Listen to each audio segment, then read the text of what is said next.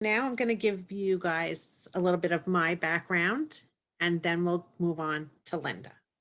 So I lost Carrie Ann in October of 2017, and someone had asked me to describe her because I always said that there was the stigma that it's she was a drug addict, she was a heroin addict, she was this, she was that, she was no good for that reason. And I was like, you want me to describe her? How do I describe her? Like, she's mine. I don't know how to describe her. I love her. She's beautiful. She's intelligent. Every mother's going to say the same thing about their child. They're not going to tell you the rotten things or anything like that. It's just, what do you say? So I said to describe her was, um, she was the brightest star in a winter's night sky. She was the warm breeze from an ocean on a warm summer's day. She was a beautiful flower that bloomed in the spring, and she was also the smell of the crisp air on a fall evening, all rolled up into one. Her greatest accomplishment that she would tell anybody was when she gave birth to her son.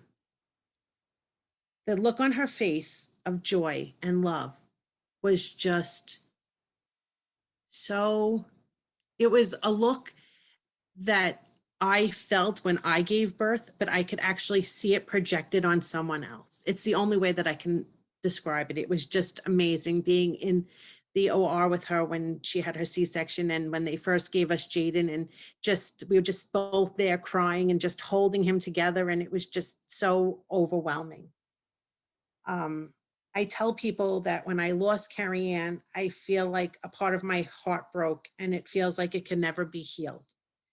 And I know that there was a poem that always brought me comfort, and it says, "A million times I've missed you, a million times I've cried, and I know that if love could have saved you, maybe you would have never died."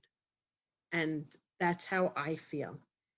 I was asked to go to a couple of things for the Beating Hearts after Carrie Ann passed, and I just was never ready. So I just kept on avoiding it and avoiding it and avoiding it.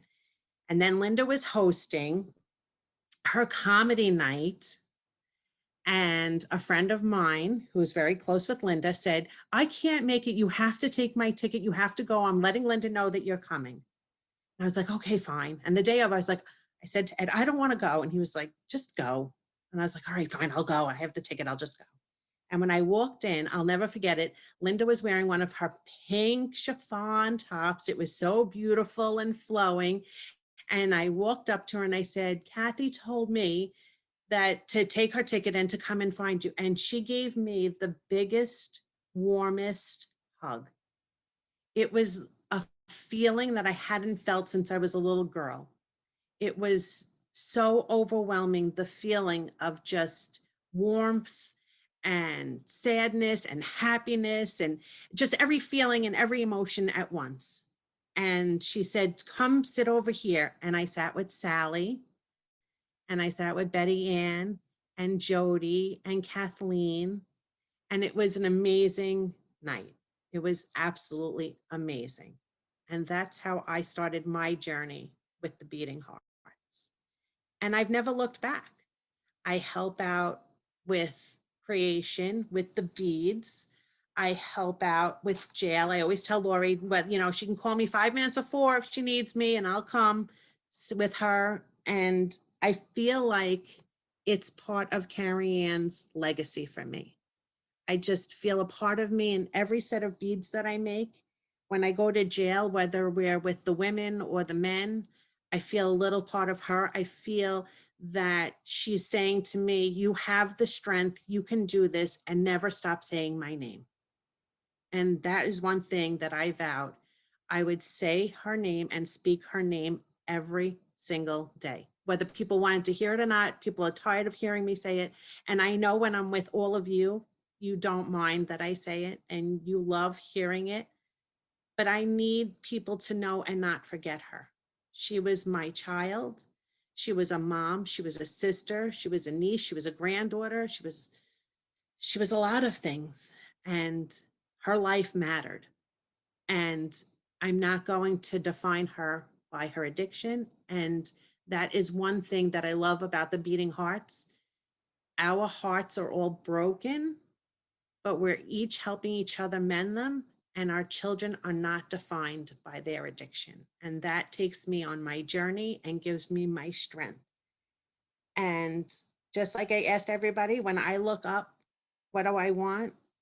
I want everyone to know that I feel that all of our angels are shining down on us. And it's not just my angel shining down on me, it's Sally's angel giving me strength. It's Adam building me up with every bead that I make. It's Aunt helping me be stronger and see the beauty in other things. It's James when I hear music that I think of him. It's when I see something with Carrie Ann's name on it, I think of Christine and all the signs that she gets from Nick. It's a little bit of everybody. That's what I wanted you to know about me.